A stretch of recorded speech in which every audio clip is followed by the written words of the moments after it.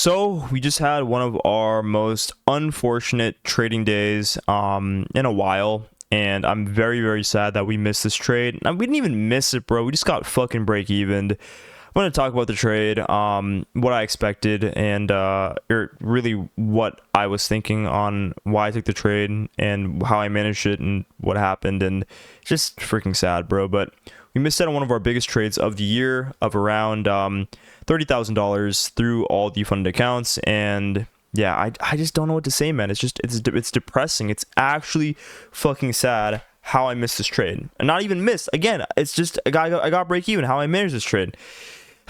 It is what it is, man. But yeah, let's get into it. So basically, as you guys remember, what happened, what's going on with gold right now, guys, is very fundamental. Understand, guys, that fundamentals are what move the market. All right, the reason I trade gold, and I'm going to be releasing a long video on how to trade fundamentals for gold, but the reason why I trade gold specifically is because the fundamentals are extremely easy to understand. Okay, they're brain dead. They're super fucking easy. All right, and the price action is a result of the fundamentals at work. The technicals are how you time the market and are able to catch the order flow in the direction of the fundamentals. Okay, if investors are buying or selling a certain asset intra-week, intra-month, whatever, well, you can align the technicals intraday to then get in on that trade, and that's exactly how you make money intraday. All right, so remember, guys, all of this was just the Strait of Hormuz being open, closed, blocked, not blocked. Iran coming to an agreement, not coming to agreement. Trump saying, "Oh, I reject their proposal." Oh, yeah, all this bullshit, bro. Okay, but we know that this was because the Strait of Hormuz was continuing to be closed. He said it was going to be closed, and that caused a 2-week sell-off. And we caught the 12-hour move from here to here. Very clean intraday trade, very obvious. Now, this trade, I could have caught this with one of my other models. I could have caught this. Okay. Like it was like a 70% chance that I caught this, 60% chance. Okay, this move though, however, was because Trump said that there was going to be a deal closing soon with Iran, and the Strait of Hormuz will potentially be unblocked. Remember, why is the Strait of Hormuz being blocked bad for gold? Okay, it's bad for gold and causing a sell-off in gold because it is inflationary. Okay, if the Strait of Hormuz is blocked, this restricts the supply of oil, which thus increases the demand. This is just basic economics. All right, if energy prices, especially oil prices, increase, everything else increases. Okay, all the other costs increase. All right, so this is why this is pro-inflationary, which is going to cause gold to decrease, because this gives the context that the Fed has to hike rates, all right, which again is bearish for gold. Now, that is why this happened. This move happened. Trump literally tweeted this out right here at this yellow line at this time, and then we just pumped up. I saw absolutely zero areas for entry. Okay, now if I put my VWAP here, you can see that we ended up getting bought into our second standard deviation band. So we're literally trending up in this band, buying. Algos are just buying off VWAP, and this is just what's going on. It's just mean reversion in 2 standard deviations. Very simple. Okay, so and when we get here now, there's really no trades. This is just, simply just continuing on the order flow. There's really no trades in here. But after we've closed above all this structure, and now we have the narrative that, hey, we're going to potentially come to an agreement and the strat is going to be unblocked, well, now we're bullish on gold, and all we're looking at is retest of our supply demand levels to go higher in respect to what we know and how to time the technicals, etc. Okay, if I take my fib tool out from here to here, all right, from here to here, this is the 33%, 50%, 6.8, whatever, 61.8, everything else. Okay, this is a known thing in trending markets, guys. I teach in my mentorship. You will have 33% retraces. Okay, you don't have to go into a full discount to go higher. 33% retrace is a valid area to where price can go off of. Okay, now, obviously between 33 and 50, but what I'm saying is that we need to be looking for an area which makes logical sense. Okay, even from using our other confluences, and the only area that made logical sense was this area of high volume. All right, because all of this is, yes, it is efficient, but it's also inefficient at the same time. All right, because if price wants to come into this area, it's most likely just going to keep dumping. All right, and the only area was here, Why? Because as you guys know, this is an area of high volume. Why? Because you can see there's a lot of bearish going on along with our bullishness. So this is going to be our area of our or you could say like a relative volume profile or POC in this area, and this is our midpoint of where I think price is going to end up having a reaction off of. And well, what do you know? We fucking bottom ticked it because that was the exact reversal point. I took it along right here, all right, in this area. Stop loss was tight. I was doing like 6 cons, like right around here, and yeah, I was targeting all the way for like a 1 to 12, and yeah, like it was a little bit tighter actually. Is this okay? Yeah, this is good. Yep. Oh wait, I want to make sure. Okay, there we go. Yeah, it was literally this trade, bro. It was literally this. This looks like a bit too tight actually. Let's see here. Is this the right lot size? Yeah. I don't know why this is tweaking out, huh?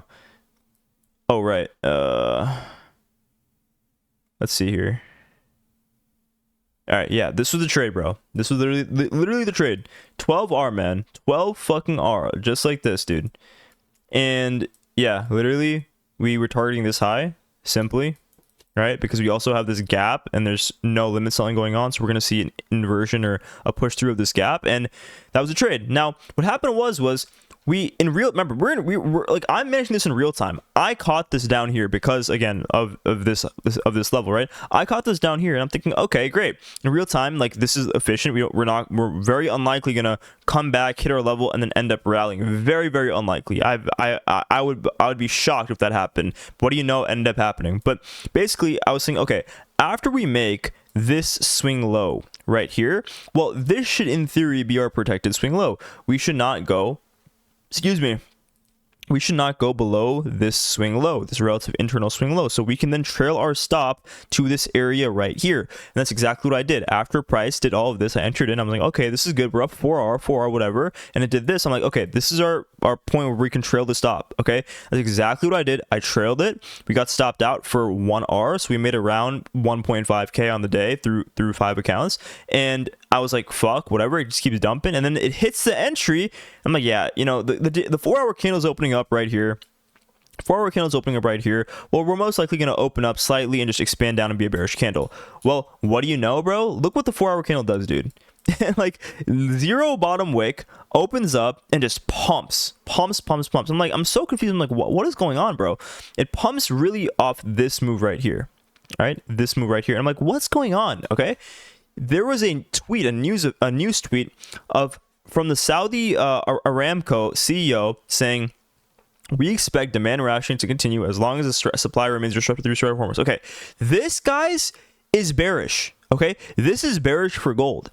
What I'm thinking is that this event was just a fundamental catalyst to just push price up. Not a fundamental, just a catalyst to inject volatility into the market. That's what I'm thinking of, because we should have seen price do this. Okay, we should have seen price do this with that news release. So I'm so fucking confused at this point. Now it doesn't even matter. We're already breaking. We're not in any trades. We're already fucking trailed out for 1-to-1, right? 1-to-1, like it was over here, whatever. And yeah, like literally, bro, like what the fuck, right? And I can't FOMO because again, this is not my model. This is not my strategy. I just can't take a random buy, right? Because I can't FOMO. And then we have that tweet come out, and I'm like, okay, like this is very inefficient. We should maybe see this get completely inverse and just keep going down, but we just keep pumping up. And by the time we hit our TP, our whole trade is gone. Everything's invalid, and we have to wait for the daily close now. So that is how I missed the fucking trade, which is just so dumb. But like, understand, like you will have news events that happen sometimes that just inject volatility and make no fundamental sense. Now, what I'm thinking is that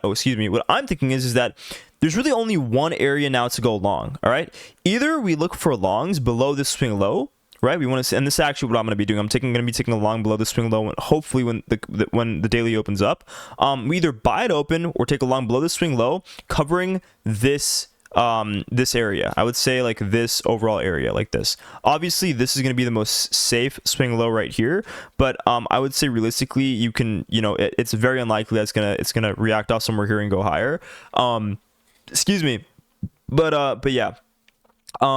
this is also a low volume node, so we have our new internal low here. Just going to play, you can say a reclamation of that low and then a move higher. So I might just place a limit order below this low. Very simple. We have an order book interaction, catch it up, and then we'll expand all the way past our previous weekly high and go, you know, we'll make that money that we would have made yesterday today, which would be, you know, good. And again, this is discretionary, but if we don't go up from here, we are very likely going to just inverse all of this and just go down, take out this low, and just keep going down below the monthly open and close like that. Because you know, it's like, guys, this news was bearish. This tweet was bearish. So this news is potentially going to get reclaimed and invalidated. Who fucking knows? Like if we don't go up from here. So I wouldn't really look to go long at any other point if that happens. All right. And yeah, that's really all I got to say. Again, discretionary trade. I don't know what to say, but yeah, that's basically how I got break even and missed out on one of the best fucking trades of the quarter. I mean, I'm still blessed, you know, that we were able to catch the main move of this right here. This trade, this was like actually the best trade of the quarter, and then I was able to catch like the 1-to-1, you know, on or whatever, trailed out at 1-to-1 on this trade, and just, you know, whatever, it's money, but it's just not like, I hate when I get break even, bro, on a really fucking good entry. It's like the most infuriating thing, even at my level. And yeah, I mean, you guys are seeing the reality of how markets are and how there's no, you know, no trade every single day, there's no free lunch, and yeah, man, I don't know what to say. But yeah, hope this made sense, guys. Let me know if you have any questions.